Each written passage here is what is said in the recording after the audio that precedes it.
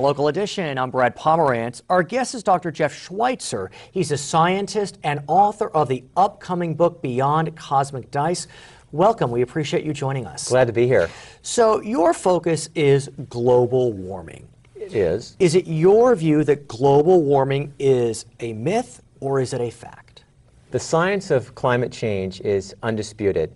There is a report from 166 countries, 400 scientists that have a unanimous view that climate change is real. There is no doubt, there's no ambiguity that climate change is real and caused by human activity. Now, there's a senator from Oklahoma, for example, James Inhofe, who insists that it is propaganda. How would you respond to Mr. Inhofe? Everyone is entitled to their perspective. On the other hand, there are objective, scientific facts that prove indisputably that climate change is related to human activity. Okay, let's talk about California, where Senators Boxer and Feinstein believe it's a reality. Right. I want to focus on Los Angeles, Sure. because you have done some work to indicate how Los Angeles is being affected by global warming. Right. Well, Los Angeles is low-lying and populous, which is a bad combination when you talk about sea level rise, which is one of the consequences of climate change. And Los Angeles right now, by the way, is in the midst of its worst drought since 1877. You've only had 3 inches of rain this year. That's a pretty clear signal that climate change is here. So what are the consequences of this drop in sea level, this drought that we seem to be having? Well, the drought is a consequence. Droughts are a natural event in California, but what we're seeing is they're becoming more frequent and more severe and lasting longer. And that is one of the signals of climate change. And that is the kind of signal we also see for other storms, hurricanes, tornadoes. And so you're going to see a greater severity, greater number of and intensity of these storms. Let's focus into the future.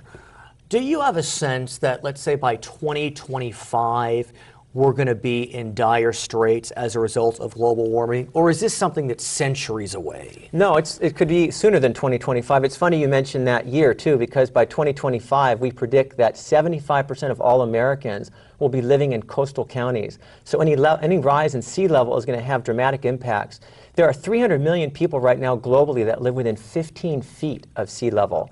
So just think of Katrina, and then think of that affecting the entire population of the United States. That's the kind of consequences that we face with climate change. So are you saying that our friends who live in Malibu, Santa Monica, Manhattan Beach, which are on the coast, are they at risk of being flooded like what happened in New Orleans or in Indonesia? They might want to buy a second home inland. Really? Yes. Talk to us. I mean, really tell me what you're saying. I mean, is this alarmist or is this bona fide? Well, it is potentially alarmist, but also potentially real.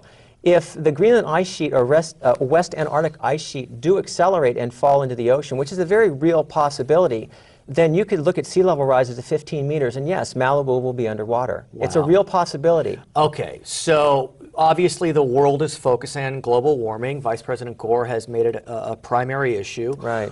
What can be done? Let's just say you and me. What can you and I do every day to eliminate global warming? Well, the first thing we can do is elect officials who care about it. Fair enough. And recognize that it's real. Unfortunately, there's no leadership in Washington, so California is taking the lead, fortunately. California is the 8th largest economy in the world and a big contributor of greenhouse gases, so it has a responsibility to take the lead, and it's doing so. But can I, just as an everyday Angelino, do anything? Is it getting different light bulbs? Is it buying a hybrid, which I did?